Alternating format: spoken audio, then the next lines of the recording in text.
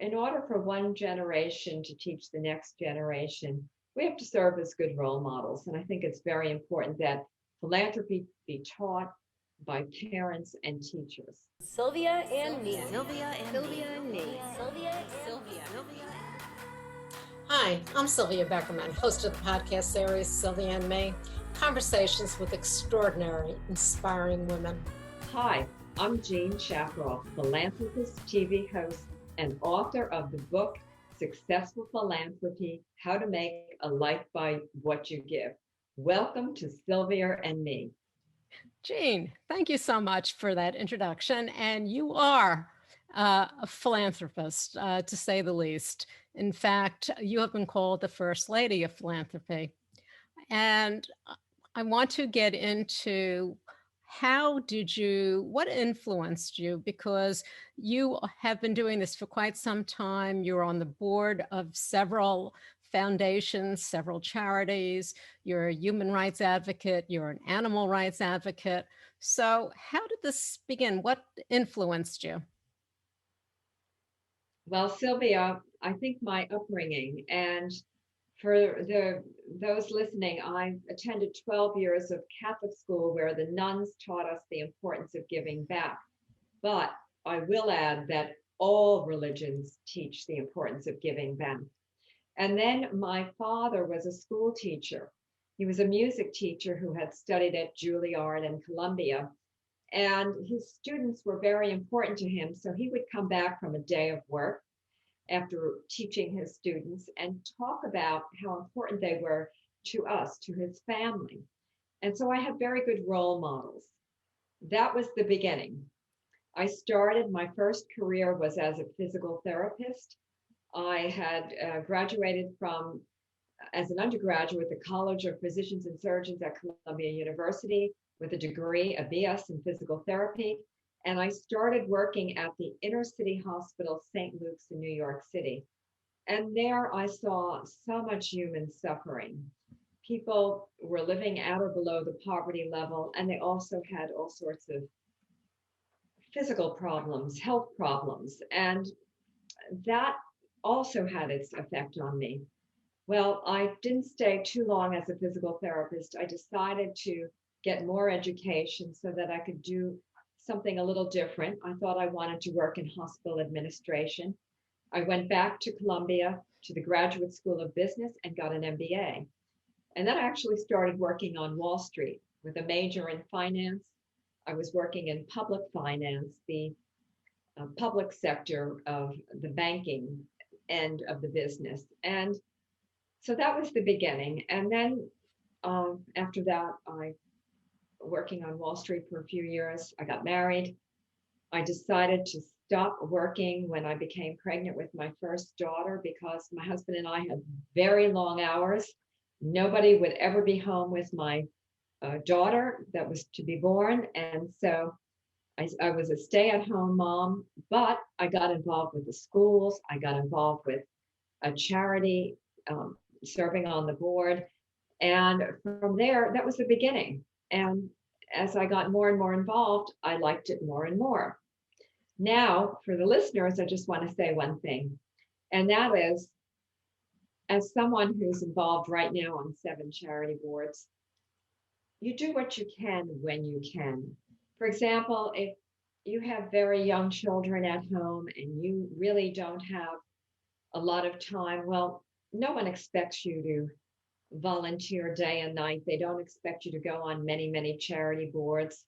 Maybe you have 1 hour a week, maybe 1 hour a month, but you do what you can. And then regarding giving money, same thing. You give what you can.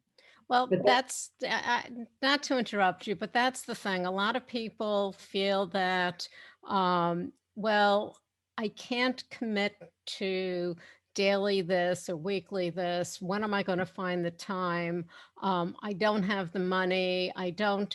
And to what you just said, it's not a question of how much you have, but where can you fit it into your life, and what are you willing to do that won't destroy what what is your goal?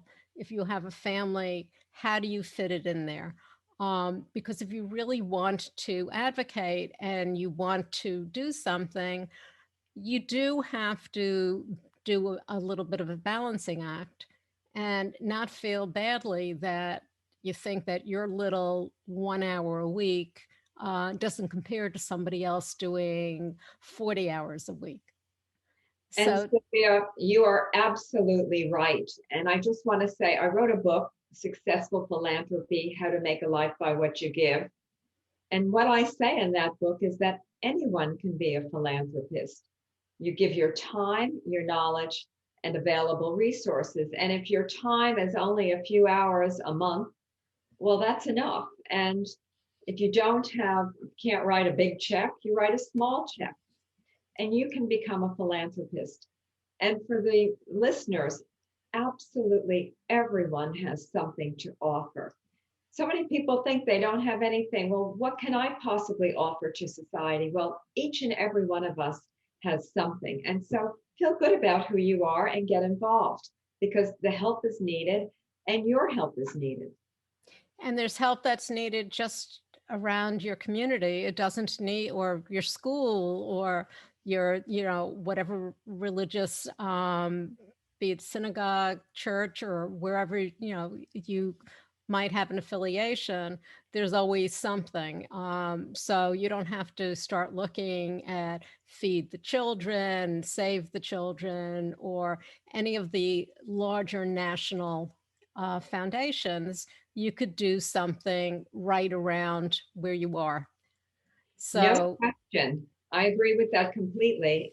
And I didn't mean to interrupt you, but no, get involved with your synagogue or your church, or if you're a member of a mosque, get involved and help there, or get involved in your children's school, or find a charity that's of interest to you, local or national. Now, of course, as you mentioned, and I talk about this in my book, it's easier to get involved generally with a local charity where you might know the players, the people involved, and they have a local office. Easiest. And of course, you should do something that you enjoy. If you're volunteering your time and you're going to give money, get involved where you feel you're going to make a difference, where you feel connected, and where it's someplace where you can really enjoy yourself too. so you were pregnant with your daughter and you wanted to be a stay-at-home mom, and you were able to do that.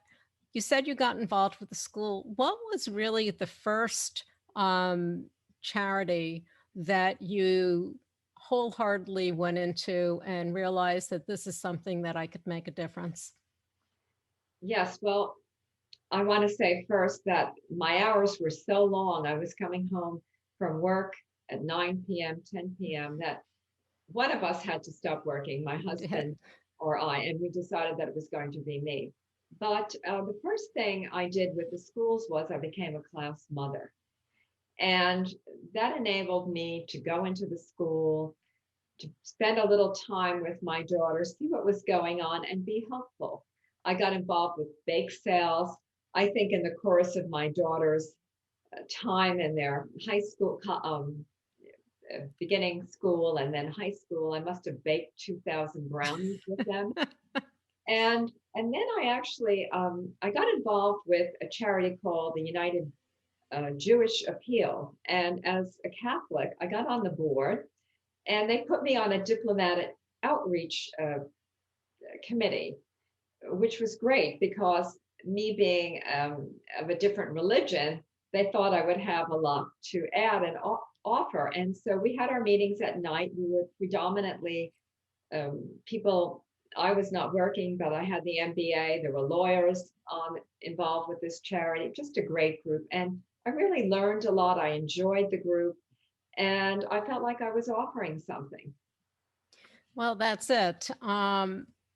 You've just talked about the fact that it wasn't something that you would have thought of to begin with, but you went in and you had skills, you were offering something, and it's something that you wanted to do. So you've written this book. You're a TV producer. You're a philanthropist. You're also been known as you're a socialite. You live in Manhattan, you live in the Hamptons. I believe you also sometimes are you travel all over the place. You meet a lot of people. Um, how has that helped you being able to have such a reach on so many different charity organizations that you are connected to? Yes, well, remember, I started off slowly. You have to start off somewhere. And I offered to host different parties for the different charities. And then I was asked to chair big charity galas. And the more you go out and the more you communicate with different people, the wider your reach becomes, meaning the more and more people you know and communicate with. And I've done a lot of fundraising, volunteer fundraising for many different charities. And the travel, being in new places, meeting new people, has also been very helpful. I'm a people person. I happen to love people. Some people look and they say, well, they look to criticize. I don't like gossip. I look to find the good in people. I always say we're on this earth for a short time. We have to add something. Otherwise, we waste our lifetime. And then I say that those who have resources, well, we all have a responsibility. For example, to be very wealthy and not to give to charity, it makes absolutely no sense. With great gifts comes great responsibility. And that's not my quote. That was someone famous.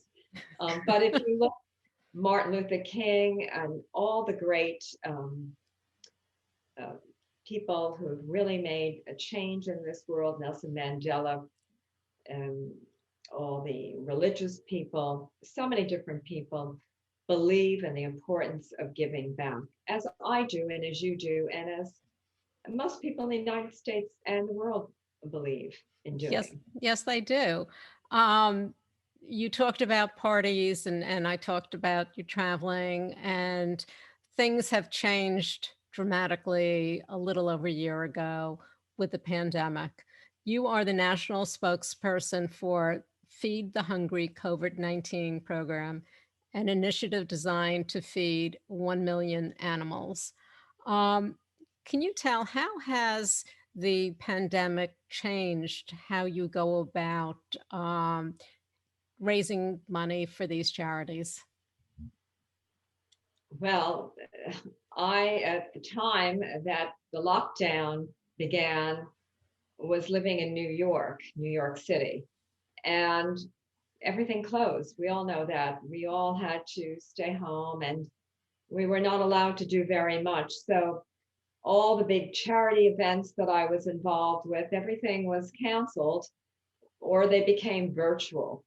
So my life changed dramatically, as everyone else's did. And what we did as a family was we moved out to our home in Southampton because my daughters and my husband and I, we could all be together along with our 5 rescue dogs. So one of my charity boards is the American Humane. And the American Humane is a charity to help with animals, meaning we work to preserve how animals are treated on farms, on movie sets, all over the world. And we work with helping war veterans, connect them to service dogs. We do a multitude of different things. And American Humane developed a program during the pandemic called Feed the Hungry COVID-19 program.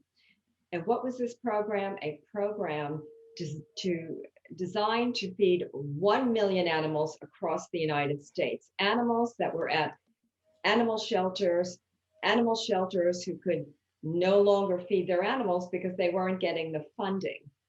And so I was asked to become the national spokesperson. Well, I looked into the program. I knew the charity.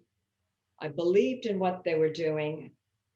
A situation going on where not only the shelters, but people who own animals weren't able to feed their animals. And this program is designed to help many different groups, animal shelters, people in need of animal food. And I said, I want to do this.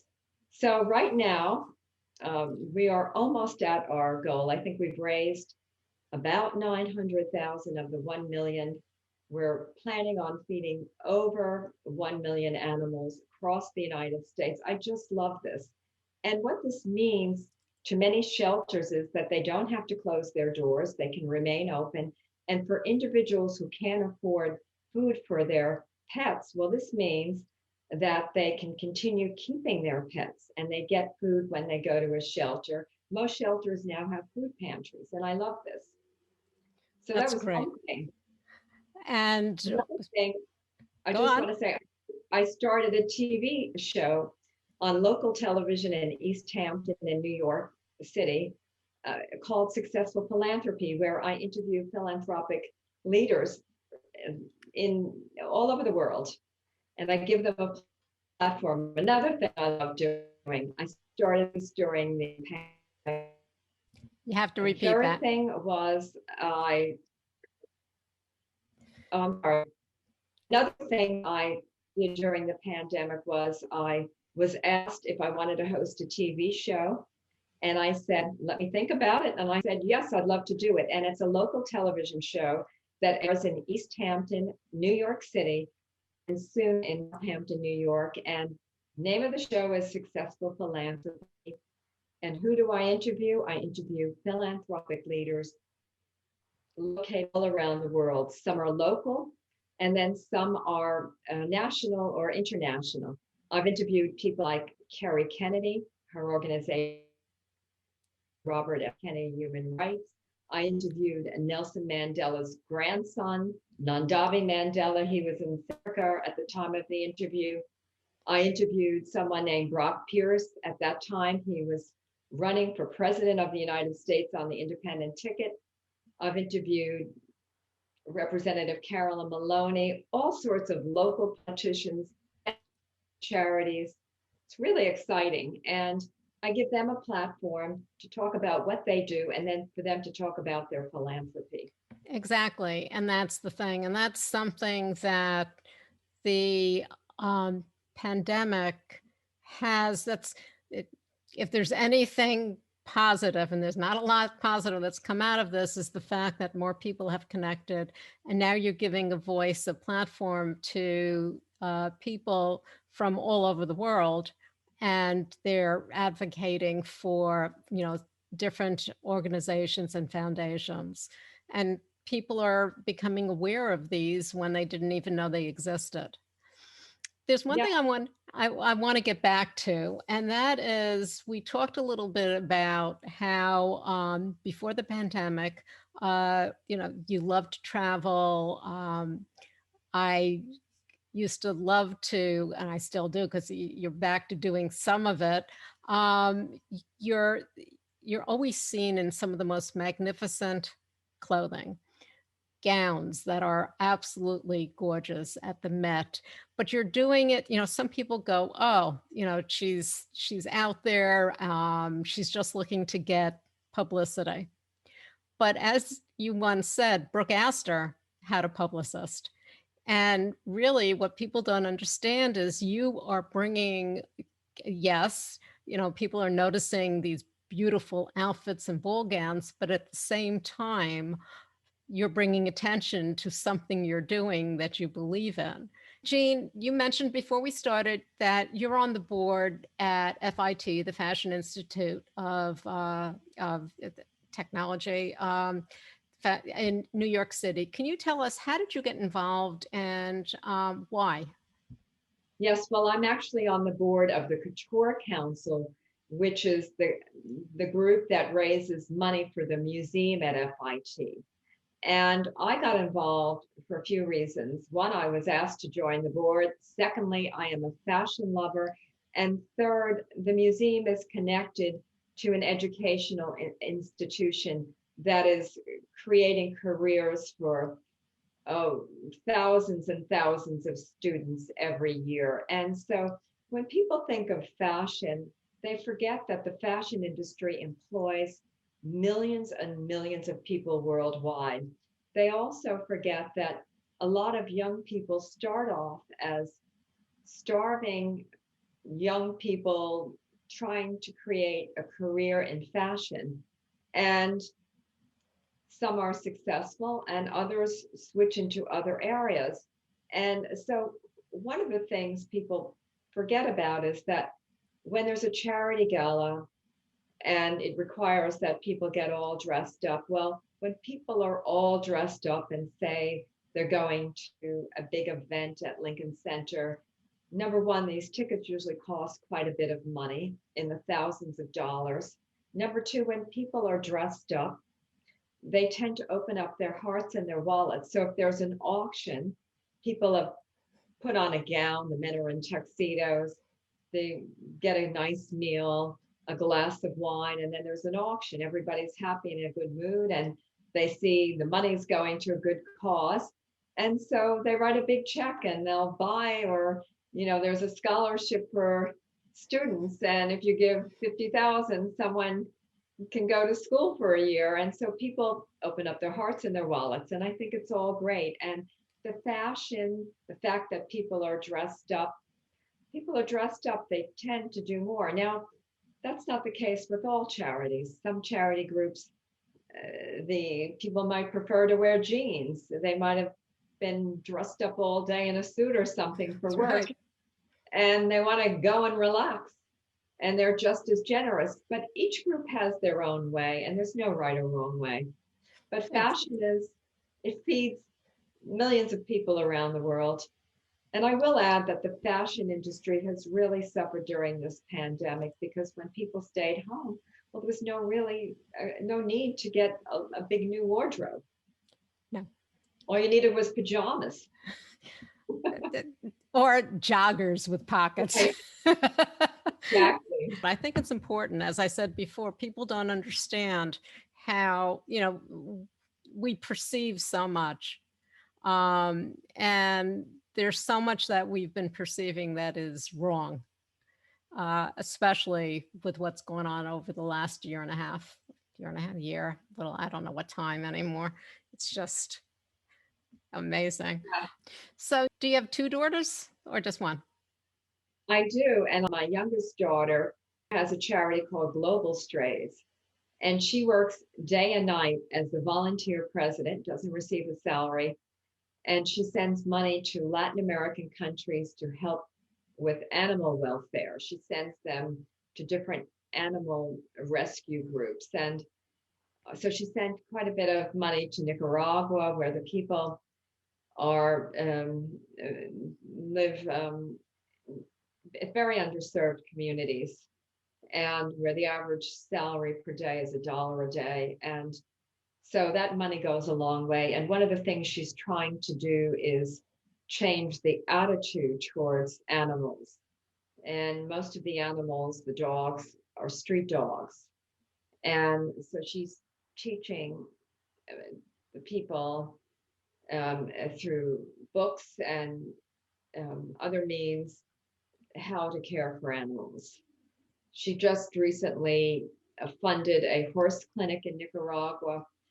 Many of the people have to have horses for their work. The horses actually carry supplies for them. And so she funded a clinic through a Dr. Tapia, where people on a Saturday brought their horses. Their horses receive veterinarian help, meaning they got vaccines, they receive food, and spay and neuter.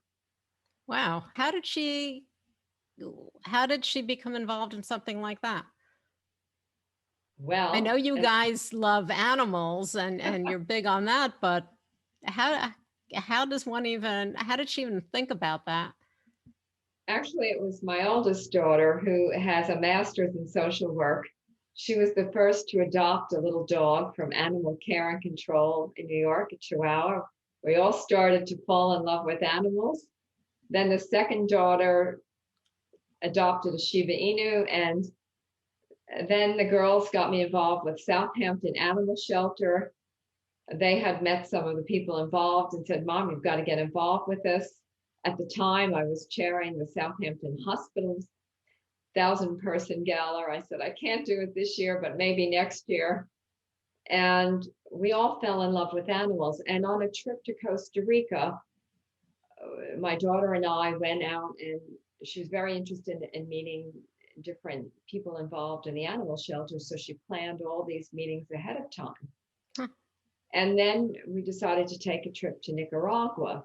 And I had been involved with a charity called Surgeons of Hope that was involved in Nicaragua. They were doing sending heart surgeons to Nicaragua to operate on young children who had congenital heart defects. So when we were in Nicaragua, we met with different groups, and we realized that Nicaragua and all the Latin American countries were in great need of help. And so her charity works in Nicaragua, Dominican Republic, and Colombia. We actually don't do the work, but we send money to groups that do the work. And we are involved in, we have to vet their groups and make sure that they're using the money wisely before we send money. And we do that. That's great. Good for them. You must be so proud. I want to add one other thing. Sure. And to your listeners, that I believe that philanthropy has to be taught. And how do we teach philanthropy to our children? Well, the first thing you can do is teach your children to be kind to others and then to share. And the next thing is, when your children get a little older, you can maybe pick a charity that you can get involved with together. Find out what your child is interested in. I also believe that the schools are and need to be involved in teaching the art of giving. And many of the private schools have required community service hours for their high school students. And I've noticed in a lot of the public schools, they try to bring in people involved in philanthropy. And in order for one generation to teach the next generation, we have to serve as good role models. And I think it's very important that philanthropy be taught by parents and teachers. I agree. I so agree. And it starts right there at the home with, as a child's growing up, sharing. And that's the socialization that a lot of these children are missing right now due to the pandemic and the choppy school years that they've had last year and then this year. So hopefully in the fall of 2021, schools will be back to where they should be, and little children can go back to school and basically learn how to socialize, because that's what, to me, is the biggest thing that these kids are missing. It's been very hard for children this pandemic to be home all the time. They're missing out on the friendships, like you mentioned, Sylvia. But as you said, 2021, September, hopefully children will be back in school. One of the things that I did want to talk to you about is you've talked about 5 things to know before you donate your business's time or money to charity, which I think is very important. Can we go over those 5 things that you talk about? I know the first one is develop a clear and focused charitable mission. What exactly do you mean by that? Well, when I wrote this article, it was for a business who was thinking of getting involved in philanthropy. And so the first thing is, if you have a business, small or large, and you want to give to charity, have a focus. And that means, do you want to give to help the environment? Do you want to give to help children in need? Do you want to help with the animals? But generally, it's good to have a focus. Now, not all businesses necessarily want to have a focus. They might want to have several focuses, and that's okay. But it's good to start with a clear idea of what you want to do and where you want to make impact, which brings me to the next point, and that is make impact. If you can create change somewhere, well, that's a good thing to do. Third thing is you might want to work with your employees and find out, get involved in what interests them, get involved in the causes that collectively interest your employees.